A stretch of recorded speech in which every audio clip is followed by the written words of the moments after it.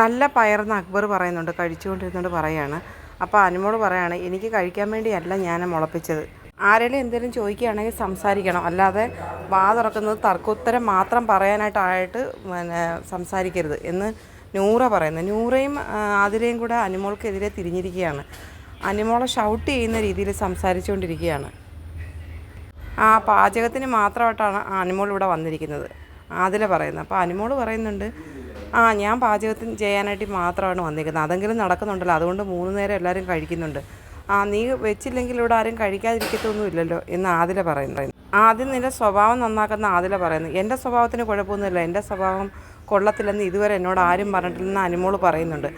ആതിര അനുമോളായിട്ട് പറയുന്നത്, നിന്നെ അതുകൊണ്ടാണ് ഇവിടെ ഉള്ളവരെല്ലാവരും പ്രൊവോക്ക് ചെയ്യുന്നത്. അന്നേരം അനുമോൾ പറയുന്നു, എനിക്ക് ഒരു കുഴപ്പമില്ല എന്നെ പ്രൊവോക്ക് ചെയ്യുന്നതിനകത്ത്, നിങ്ങൾക്ക് പ്രശ്നമൊന്നുമില്ലല്ലോ, എന്നെ പ്രൊവോക്ക് ചെയ്യുന്നെങ്കിൽ അത് ഞാൻ നോക്കിക്കോളാം എന്ന് അനുമോൾ തീർത്ത് മുഖത്ത് നോക്കി രണ്ടുപേരോടും പറയുന്നുണ്ട്. നൂറ പറയുന്നത്, പ്രൊവോക്ക് ചെയ്യുമ്പോഴോ അല്ലെങ്കിൽ ആരെങ്കിലും എന്തെങ്കിലും പറയുമ്പോഴോ വാ തുറക്കത്തില്ല, തറുതല പറയാൻ വേണ്ടി മാത്രമല്ലേ വാ തുറക്കുന്നതെന്ന് നൂറ. എന്തായാലും വാട്ടവെള്ളം കുടിക്കാമെന്ന് ആതിര പറയുന്നു. അന്നേരം ഇങ്ങനെ പറയുന്നത് ഇവിടെ ഉള്ളവർക്ക് ഇഷ്ടമല്ലെന്ന് നൂറ പറയുന്നു. ആപ്പിൾ കാണിച്ചിട്ട് മുന്തിരിയാണെന്ന് പറയാൻ പറ്റുമോ ആതിര ചോദിക്കുന്നത്. അപ്പോൾ അത് അനുമോളെയാണ് ഈ കുത്തി സംസാരിക്കുന്നത്. അപ്പോൾ ഇവർ മനഃപൂർവ്വം രണ്ടുപേരും കൂടെ അനുമോൾക്കെതിരെ തിരിഞ്ഞിരിക്കുകയാണ്.